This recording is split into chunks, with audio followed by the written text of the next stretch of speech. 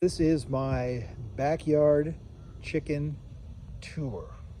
What we are first looking at here is just kind of a little day house I built for them, just to get shade, and if a bird flies over, they can kind of duck for cover. When we do let them free range, we like to give them some different scraps.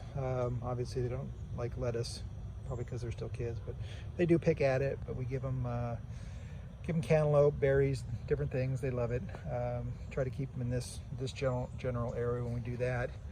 And then this is their coop and their run.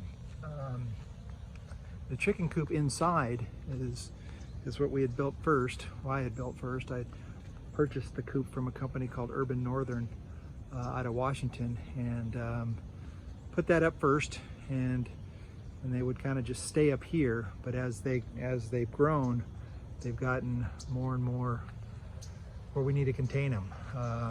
So like where that white gate is right there, that's kind of their containment zone right up in here. And I try to keep them just really up at this top yard as much as possible, but they haven't crossed that boundary in a while since I put it up. But had some rebar sticking up from old railroad ties from landscaping, so I attached some wood to it here, and just gives them different things to pick at, different things to walk across, and so this is kind of their free range area there. They're in the coop right now. We'll go say hi.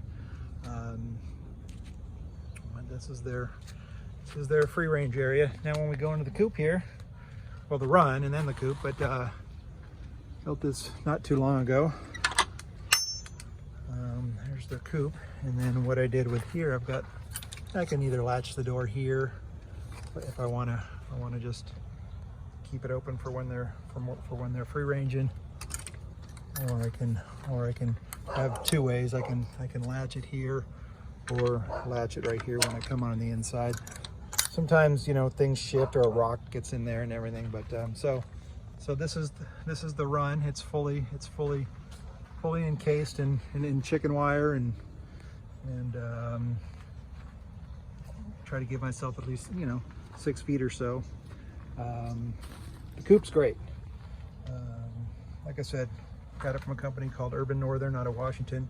There's their hanging food, got their water, and I have it. This was kind of the top of the hill here, and then so I dug those in, and then basically these are actually up on blocks, and then I've got screen all around this, because before this outside coop, I wanted to make sure it was as predator proof as possible. So there's screen going down and screen going out. What worked out great is that this is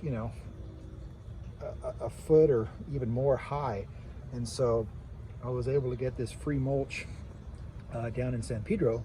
The city puts it out there for people to get, I guess, from yard clippings, and so this whole area is just filled with this great mulch, and they love to dig down and take their dirt baths. And I built this really cool roost area for them. That right now they're just hanging out. That is Pepper. She is a barred Plymouth Rock, and that is Sprout. We call her the Eagle, and she is an Easter egger. And that is Olive, and she is a black Australorp.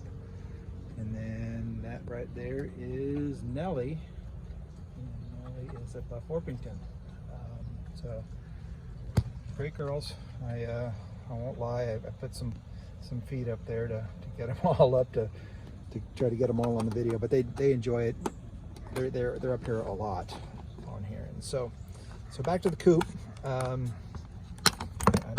lock everything.